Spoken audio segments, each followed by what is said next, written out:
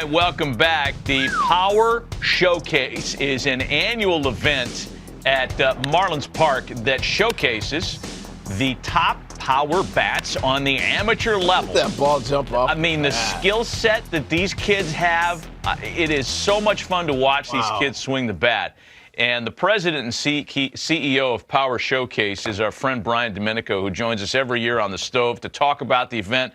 Brian, good to see you. Thanks for coming on, as always. Talk about some of the names and what made your event this year such a success, as it always seems to be.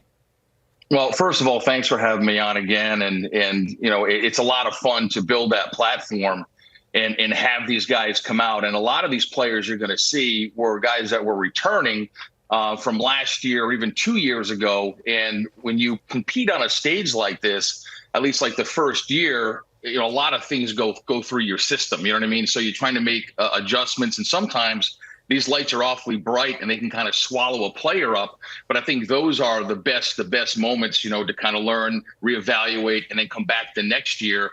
Because again, a lot of these players, when we get a chance to see some of the video of these guys, I can kind of give the backstory to these guys, and I think you guys will be really impressed.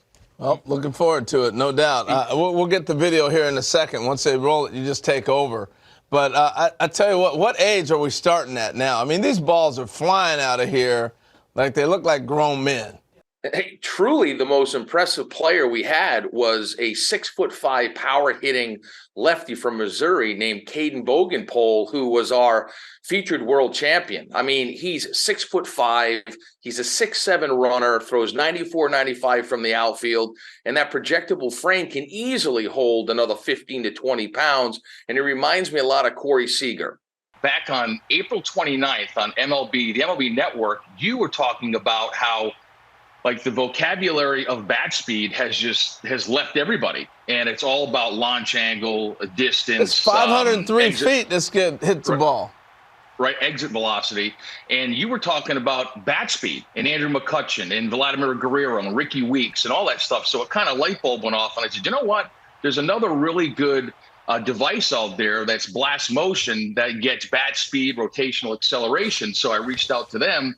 And they brought in one of their engineers, a guy named Todd Friedman. So we added that aspect to the event. And here's some interesting stats. There's a guy named Clayton Campadilli that you're going to see here, where the top reading by a major leaguer was bat speed of 90 miles an hour. Campadilli was 88.1. Now, he hits this ball completely out of the stadium at 114 miles an hour. Yeah. I mean, an incredible talent, Wow. You've had a lot of notable big leaguers. We're taking a look at some of the breakdown here for Clayton's swing. You've had guys, Bryce Harper, Daniel Vogelbach, Tristan Casas, who is waiting to bloom as a Red Sox, and a bunch of kids that have played in this thing, competed and hit balls over 500 feet. And you had another couple of players join that club in this year's event. Yeah, there's a young man who, to kind of bring up what I said earlier about guys that have come to the event multiple times, by Clayton Bolkema. He's a player who's Brazilian-born. The Brazilian Bomber is his nickname. And he hits a ball up into the lights at 491 feet. And here he is. Oh, my gosh. Look at this dude. Yeah. He's Prince Fielder. And listen, he's a cross between, if you think about it, Josh Naylor, who's with the Cleveland Guardians, was also a Power Showcase world champion. Daniel Vogelbach was a Power Showcase world champion. And I think you sprinkle a little move on in there, you've got Bolkema, but he's only an underclassman. So he'll be back. How old is he then as an underclassman? What age does that put him at? I think he's about 17 years old. He's got one more year to go. Yeah. One more year to go. He's going to wipe out a catcher with that backswing.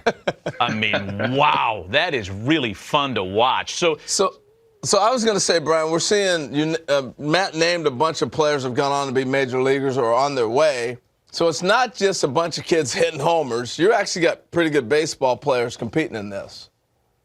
Yeah, I mean, the event has really evolved from like 2008, where I had one player, the top power hitter from each of the 50 United States. And then the next year was when Harper came and the Yankees got involved and hosted Scout Day. And then the players wanted to play games. So it really encompasses everything that you want as a player. I mean, players want to be in a major league stadium. They want major access. They want limited numbers.